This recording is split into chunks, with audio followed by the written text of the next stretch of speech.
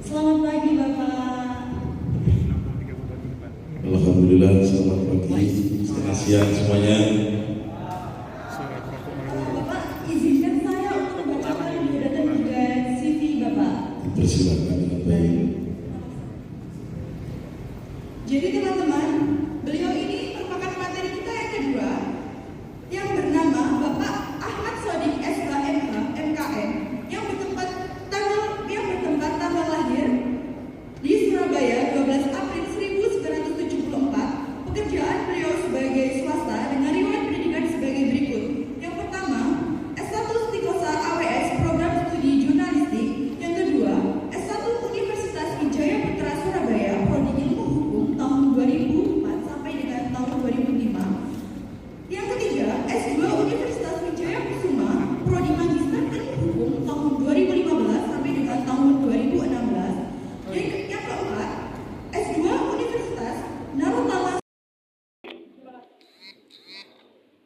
Jadi teman-teman, beliau ini merupakan materi kita yang kedua yang bernama Bapak Ahmad Sodik SHMH MKM yang bertempat tanggal lahir di Surabaya 12 April 1974. Tekstil Sandang dan Pangan Surabaya tahun 1990 sampai sekarang.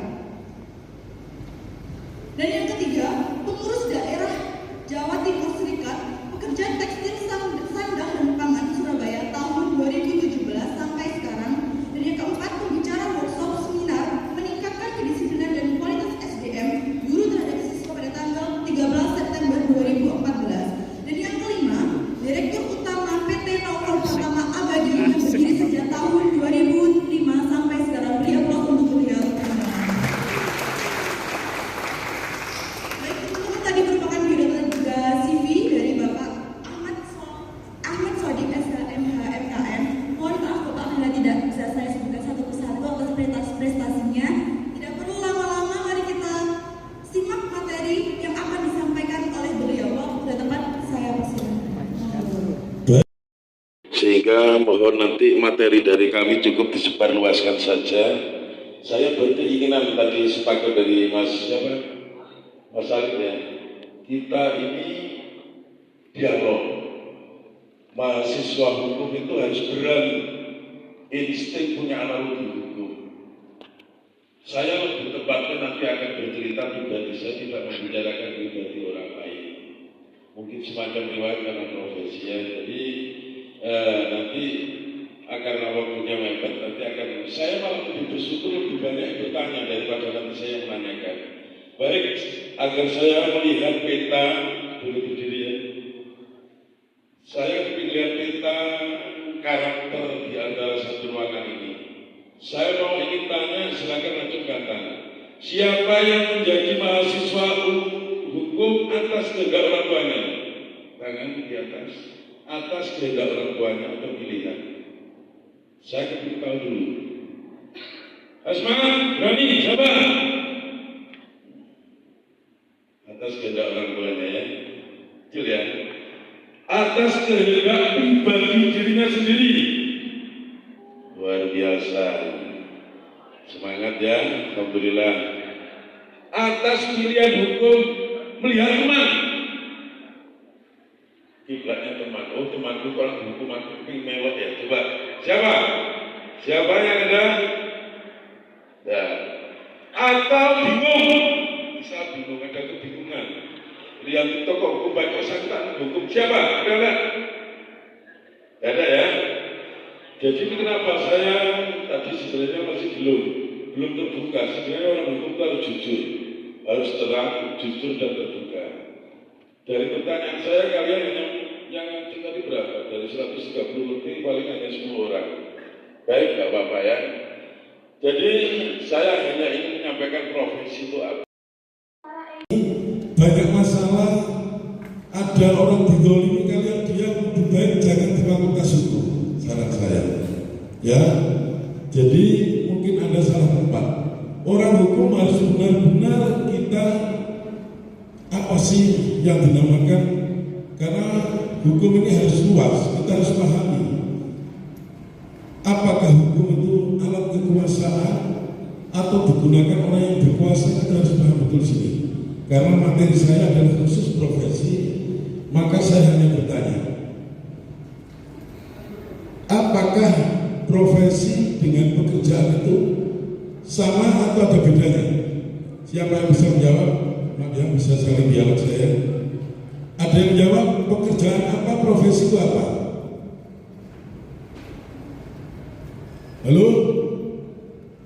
Ada yang bisa menjawab? Tidak apa-apa, kita bebas kok.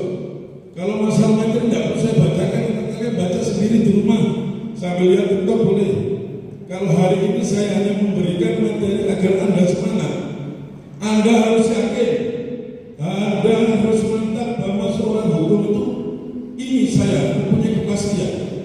Jangan mengecewakan orang tua Anda di rumah. Ya, apa profesi? Profesi adalah sesuatu status yang dilalui dengan suatu keahlian. Artinya butuh pelatihan, butuh belajar. Aku tadi kan banyak organisasi itu juga bagian dari pelatihan dan belajar saya. Anda untuk menjadi seorang hukum nanti, Anda untuk menjadi seorang hakim belajarnya apa? Kuliah hukum kan? Ada pelatihan-pelatihan, ada pendidikan. Perkenalkan, nama saya Uswatun Hasanah dari kelas hukum 1A, kelompok 12. Di sini saya akan bertanya bagaimana kita sebagai generasi muda, Pak, dan juga sekaligus mahasiswi, jika ingin berprofesi atau terjun ke dalam elit politik yang secara tanda kutip yang sudah kenal pada zaman sekarang seperti itu. Berkaca pada salah satu pejabat yang dulunya saya sangat mengidolakan beliau, akan tetapi sekarang sudah tidak dikarenakan dia sudah terlibat kasus, yaitu Setia Novanto.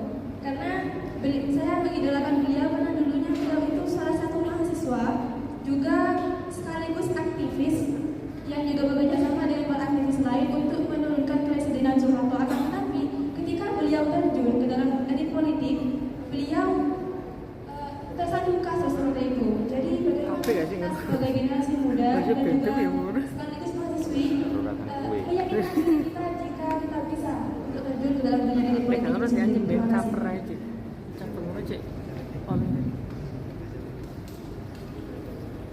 D dari kelompok 4 izin bertanya.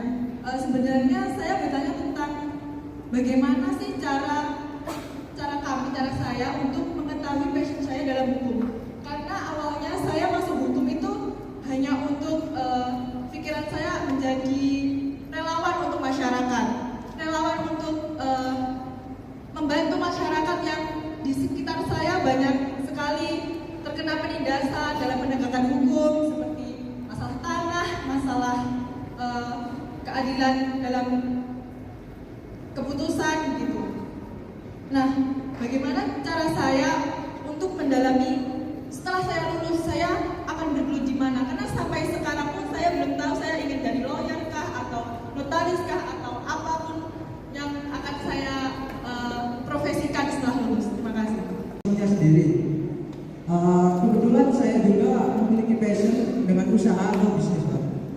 Yang saya tanyakan terkait relevansi apa lulusan hukum itu dengan usaha atau bisnis itu ada relevansinya enggak? Terus yang kedua, saya minta saran terkait saya memiliki passion dengan usaha atau bisnis. Jenjang hukum saya ke depannya itu enaknya bagaimana, Pak, untuk usaha dan bisnis itu sendiri, Pak? Kerja, akhirnya Anda tidak melakukan pelayanan, tidak bertanggung jawab untuk membayar biaya rumah sakit. Ketika itu akhirnya untuk didiskreditkan karena melakukan pelanggaran hukum. Berarti hukum bisa dipahami ya, di dalam proses hukum bisnis dipahami ya, iya. Berarti penting tidak di dalam bisnis, sangat penting. Gak bisa kita berbisnis melepaskan hukum. Begitu Anda disurati, disomasi oleh LSM dengan pekerja, habis sudah keuntungan 100 juta, akan dihitung pelanggaran hukum, undang-undang, BPJS, undang-undang ketenagakerjaan, upahnya ada kekurangan. Nah, ingat, Kalau UMK 4,7 Anda bagi ke juta setengah berapa itu? Itu penggelapan apa namanya? 1 bulan 1 juta kali berapa? Hitung semuanya habis untuk Anda. Ini contoh. Saya sering presentasi pada pengusaha-pengusaha, Pak, masih enak, masih aman, orang karyawan masih belum ada masalah. Ini loh yang menjadi suatu persoalan. Ketika ada masalah baru pakai lawyer. Bukan legalnya sudah ada di dalam. Ketika ada masalah baru bingung cari orang hukum.